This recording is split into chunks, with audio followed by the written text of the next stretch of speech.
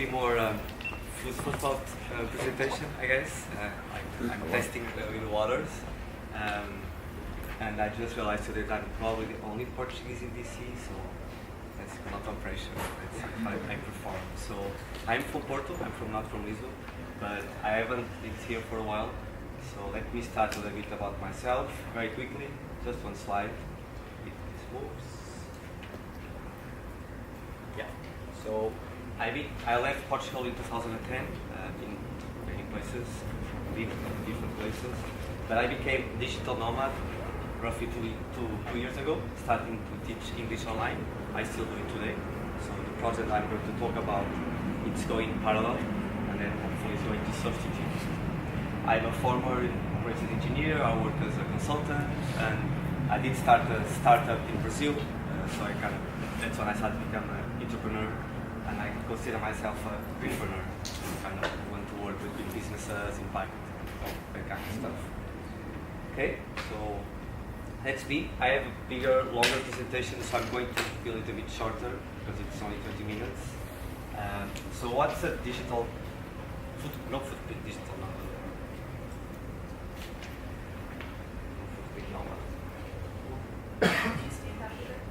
Sure. So, in our perspective, a no-footprint nomad has three pillars. So one is travels to grow, travels with purpose, different ways of calling it. Second one, someone that kind of fights for our planet, just another way of saying it. And then strives for health, for your own health, that will also be part of the planet and everything altogether. So, but in this case, it's individual. So I'm going to talk about the three, but not the first one, because the first one is a little bit more on the inspiration side for travelers. I don't think you guys need more inspiration to travel already traveling, so I can definitely skip that part. I'm just going to bring some numbers, and then I'll focus on the second one, which I'm probably going to bring a little bit more new ideas, and then a little bit at the end too. But again, this is also a very special crowd, very on self-development, so definitely going to skip that part too. Okay, so let's move on to the numbers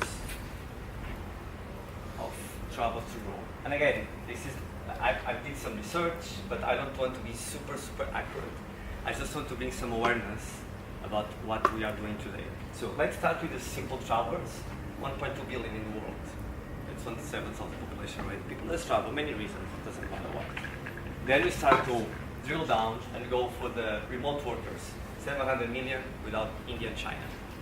Right, that's a big number. Then we go drill down. I don't know if you guys remember Peter Level's presentation, 2015, the annex, that we're going to be 1 billion digital nomads in 2035. Maybe that's a crazy number, maybe it isn't. So the reference that he uses is that 1/3 of remote workers will eventually become digital nomads.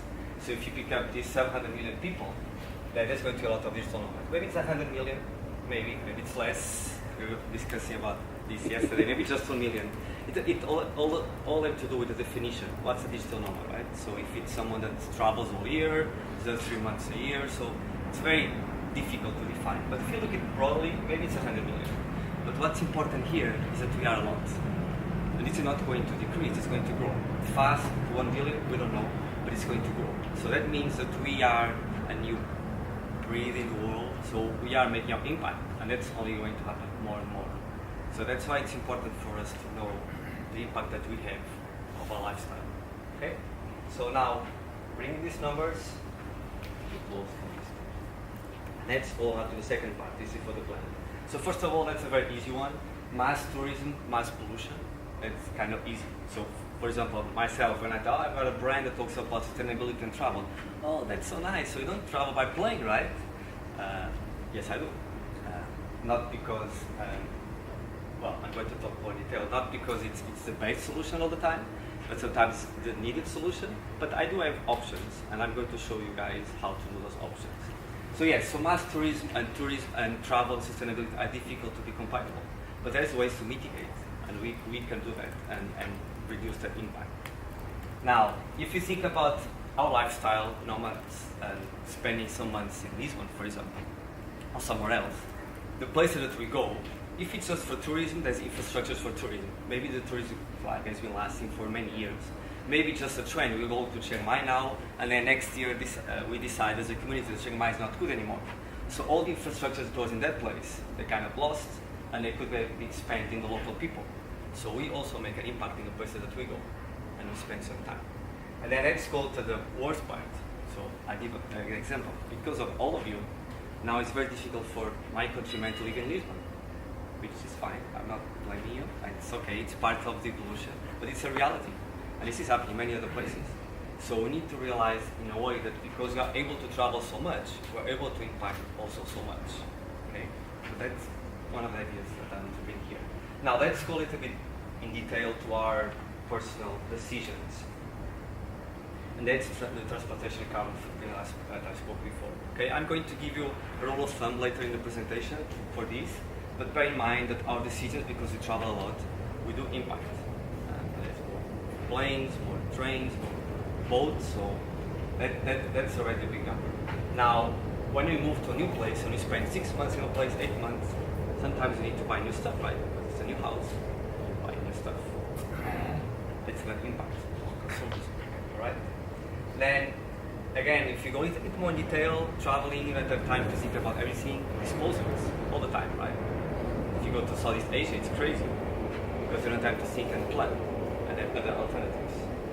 So this is personal our own direct impact you can have every day. And our decisions, our awareness on decisions, at least be aware that there's another option that can already make a big difference. Now, what can we do? Let me bring a little bit more of options or ideas, or if you're not familiar with all of them. So let's start with slow travel. Then I'll go a little bit more on responsible travel, and then I'll go further down on detail of maybe our lifestyle now.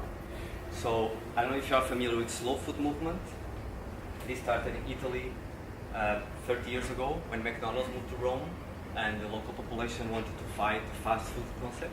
So they created the slow food concept.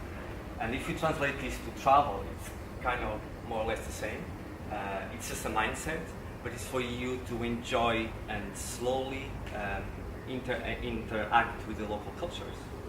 When you go and live for 4 or 5 months in a place, do you live always around the DC community, or you try to mingle more with locals?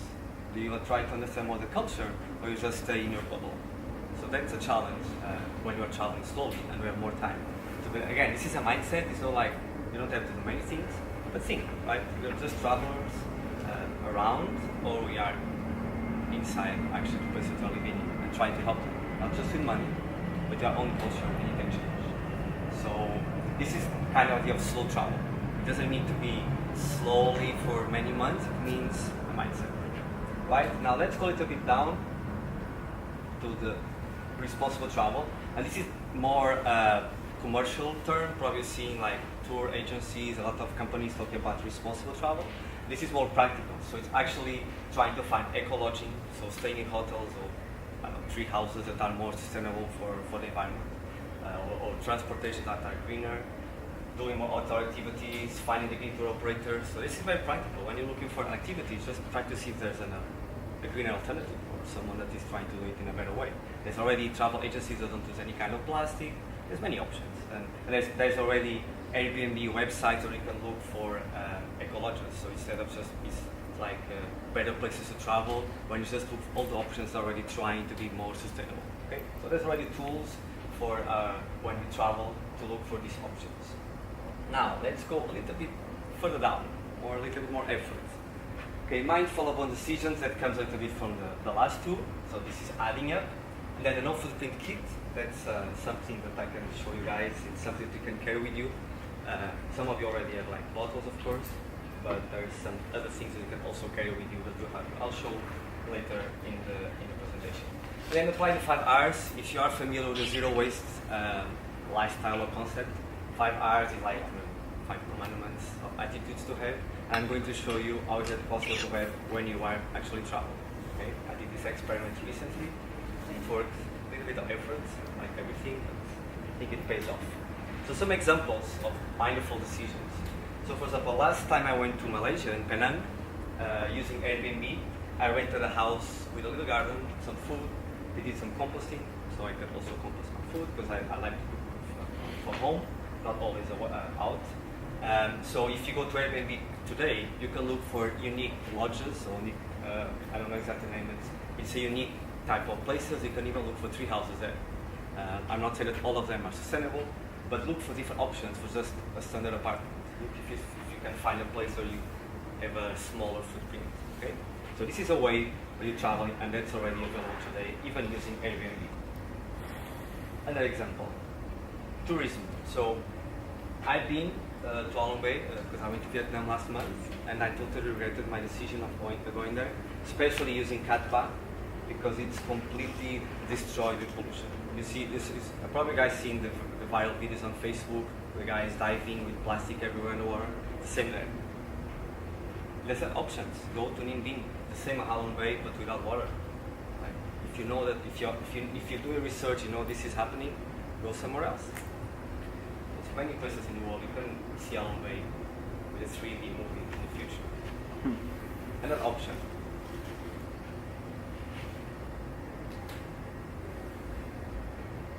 Okay, remember I told you about the flying and non-flying?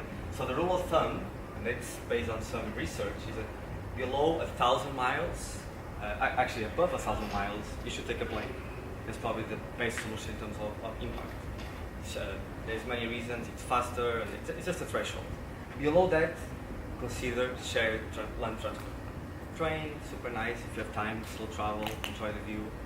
Bus, if you have a chance. So just consider that when you are buying a flight, if it's below 1,000 miles, see if there's another option that you could consider, and it's not that bad. Okay.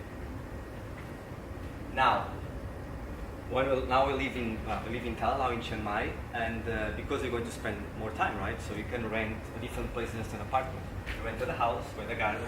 I do like to plant some stuff, as you guys can see. So we have some little food, we have some way of not recycling or reusing stuff, with some composting. You don't need to go all the way, but if you like, some of you like a little bit of gardening or something, if you have time, if you stay for 6 months in Lisbon, rent a house outside Lisbon, like this is 20 minutes, half an hour from you can cross the country like lunchtime, so there's many alternatives for you to do. Now, let's look at a little bit of the, I'm not going to show everything, but you know the foldable cups, right? That's probably quite easy to find nowadays. The famous metal straws, right? Open the straws or other kind of materials. Bowls, cutlery. I know it looks silly, I know. I carry this all the time, and I even have food containers when I get takeaway, you know. You can take away food and then you throw away after 20 minutes, and dispose whatever it comes with. So, yeah, it takes some time to get used to have all this, but then every day you do something, and then you inspire, and then maybe in the future you can even become a product on our brand, something later. Yeah, so these are the things we carry on our footprint kit, and these are some examples. I don't know if you can see all of them. So, for example, in Chiang Mai, Costa Cafe, it's the Starbucks they have there. If you bring your disposable cups, they actually make a discount because they're not using their own disposable cup. This is us finding another zero waste nerd in Kuala Lumpur, and she had a very nice zero waste kit made of wood. And yeah, she was very keen on it. She has also a nice Instagram account. This is us, street markets in Thailand, a lot of street markets, a lot of disposable cutlery, just bring your bowl. They laugh at you when you bring the bowl and they put the food up there. It's part of the journey. Bamboo straws, there's a lot of places, coffee shops now in Chiang Mai that they already have the bamboo straws or metal straws, which is great. And this was the last and funniest one. So we went to the movies, you know, popcorn, big cardboard is thrown away. We have I actually forgot mine, but I have a tote bag or a bread bag or whatever you call it. So yeah, just bring the bag, put the popcorn in, and that's it. So simple things you can do every day. Now let's go to the commandments. And this was an experiment we did now traveling in Vietnam and in other places. So these are the commandments. So when you think about, yeah, let's recycle everything. Recycle is almost the last thing you should do. Okay. So yeah, rotting. This is compulsory. So there's refuse, reduce, reuse, even before recycle. So refuse. How many times people offer you stuff that you don't need, right? This was in Vietnam. She was super nice. It's very difficult to refuse. That's another thing, because people may take it personally. But you don't need stuff. I could refill my water bottle everywhere in Vietnam. Super easy. So why do I need water bottles? Just because they're free? No. Thank you. reduce. It says to do a lot about the consumerism. So you should always ask 5 times if you really want to buy something, if you really need to buy something, right? The same with food. I was not hungry, I was just around the airport. No, I want to eat something. You cannot see very well, but it's full of plastic from top to bottom. There's nothing you can touch. Yeah, I'm not that hungry. You can skip it. I think with the things that you want to buy. Reuse, that's easy. Use a water bottle. That's the basic one. Recycle. This is, if you live in Thailand, very difficult to recycle anywhere, but we did find batteries and lamps and specific stuff. So if you look around, maybe there's an alternative already going on. And then rods. So this was our Airbnb in Penang. So they had a garden. We got some food from the garden, and then we also got to compost our food waste. So yeah, we're part of that zero waste action of that build. So it's just a full building with many people living there, and they all did this kind of composting. But like normal people, not like just doing their normal stuff, and they did compost every day. Now, I think I have time to go a little bit further down. Just wrapping up this. So traveling is an eco problem. We travel a lot, so we are even more responsible people that stay in their houses all their lives. So travel is the way. It allows us to mitigate everything else here because you have time to plan, you have time to think, you have time to organize yourself. And then keep 5 hours, just tools for you to do when you are traveling. Quickly, just some tips when you are traveling, and if you advantage of slow traveling. I know that a lot of us slow travel, but sometimes you don't slow travel. So when you slow travel, you can easily access local markets, proper food, sometimes organic markets. You can rent houses with kitchens, so you can cook. And of course, if you have diets, like for example me being vegan, I struggle a lot of places if I'm not slow traveling because I don't have so many options. I have had to have bread and oil and olive oil for a couple of days because I had no options because I was just traveling and in a rush and I had no time to plan my days. What else? Eat and shop local food. That's also good for the planet, of course. Plant-based diets. You need, I think you guys have read all about that. And avoid food waste. So that's something to also need to concern. Take away, go to a restaurant. Here in Portugal, for example, people will look at you like if you finish your meal, there's still some food left over, it's going to be thrown away. I know if you work in hospitality, but there's no way they're going to save that food. Just take it with you. People will look strange with you if you are Portuguese, but it doesn't matter. It's just mindset. Alright, so quickly. So this is our project. This is what we talk about: slow travel, footprint, be healthy. Exactly 3 pillars I spoke about here. We don't know, it's a recent project. I don't know exactly if our audience's travels are going to become more ecological, a little bit because, or ecological people are going to travel more. There's 1 billion travelers. There's 2/3 of internet buyers are already conscious, meaning that they consider an alternative if it's not more expensive or if it's not a big hassle. That's the concept of conscious buyers. So it's already a big number of people buying online that can have an impact. So the big pictures for us, we have plenty of ideas for our brand that is just starting, plenty of things to do, summits, everything. But what we are focusing now, and that's a little bit what I want to ask you and challenge anyone that is interested. First, content. Anyone that wants to do content and write about this subject, we are looking for people to help and collaborate. And then second, we do want to start a zero waste shop. So we don't want to do everything by ourselves because we don't have that knowledge. So if anyone is on e-commerce and wants to start this growing, it's still niche. I don't know if it's going to be niche all the time.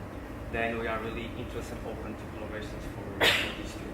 So we have the brand in a way. It's sometimes difficult to have a brand when you start in e-commerce. We already have that. So anyone interested. So that's it. A little bit of thought. Thank you.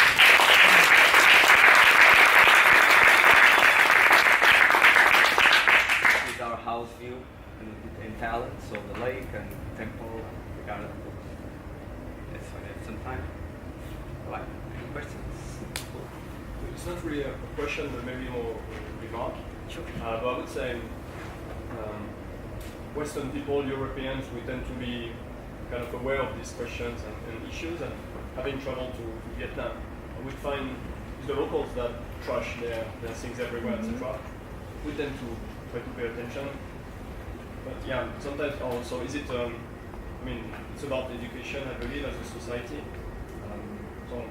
Yeah, That's it's just cultural. It's part. It's education, of course. It's used, and it's also part of the hygiene.